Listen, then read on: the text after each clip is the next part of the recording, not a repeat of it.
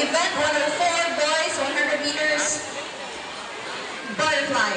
Swimming on heat. Go, Dwight! Lane 0, Aurelio Elric Damien from SHS Ateneo de Cebu Swim Team. On lane number 1 is Bernard Go, Dwight! from Go! Cebu Race Pace Club. Go! Lane number 2, Higbit D'Angelo Jorbal from Cebu Marlin Swimming Club. Lane number 3 is Pujadas John Matthew from Cebu Marlin Swimming Club. Lane number 4 is Montoyo Marco from San Carlos of Cebu.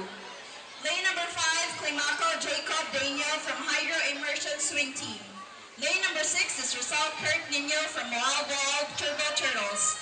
Lane number 7 is Bonhawk Christopher Gabriel from Blue Otter Talisay Swimming Team. Lane number 8 is Galleon Sam Roblin from North Shore Wave Swim Club. And lane number 9 is the Molo Nino Dwight Xavier from Cebu Marlin Swimming Club.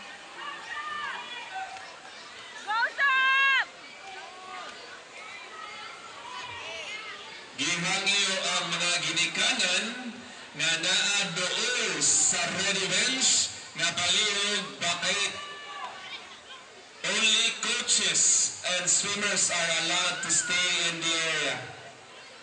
Go, Dwight! Go! Go! Tanang mga parents, non-swimmers sa ilang event, palihog bakit sa lugar sa ready bench. Go, Dong! Para na sa mga swimmers sa sunod na event of heat. Daghang salamat.